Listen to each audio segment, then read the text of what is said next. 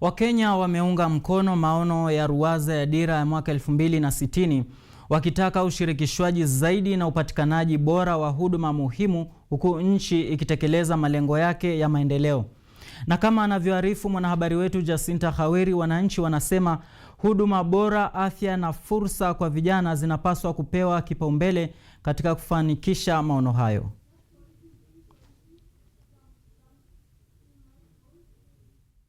Kenya inavyoendeleza ajenda yake ya maendeleo kupitia mpango wa zaidi ya maono ya mwaka wa 2030, wananchi wanatoa wito wa maendeleo jumuishi, huduma bora na fursa zaidi kwa wananchi wote.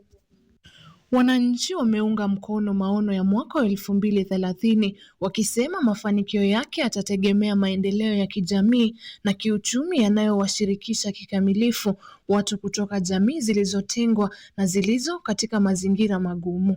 Katika sekta ya afya, wananchi wameitaka serikali kuboresha upatikanaji wa huduma bora na nafuu za afya ya msingi pamoja na kuimarisha vituo vya afya na vifaa ili kupunguza mzigo wa magonjwa na kuimarisha mfumo wa afya nchini. Nisikia na ukafanya ile inaitwa expanded package. Kwa hiyo tunasema kwa oncology benefit, tunasema kuendelea kwa future.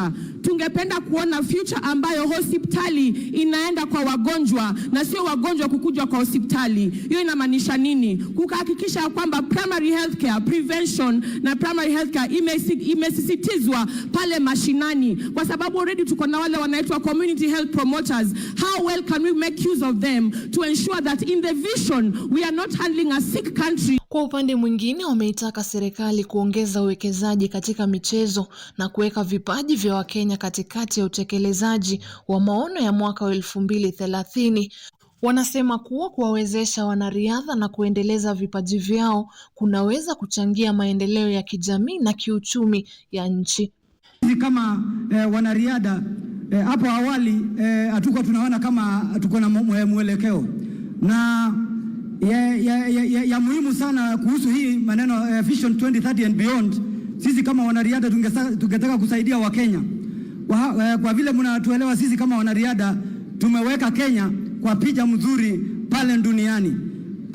Na kwa hivyo sisi kama wanariadha tungetaka tena tupewe chance ya kuweza kumarket, tuwekwe front kwa hii Vision 2030. Vile wamekaribisha mipango kama vile nyumba za bei nafuu, wakisema kuongeza fursa na kuboresha hali ya maisha kutakuwa muhimu katika kuendeleza ajenda ya maendeleo ya nchi na kuhakikisha mafanikio ya maono ya mwaka wa 2030. Ya Rais, mimi kama kijana wa Mukuru Affordable Estate nimekuwa nikiishi kwa streets. Sasa hii umenitransform na kutoka affordable house. Hiyo ndio Kenya ambayo ninataka kuona 2060.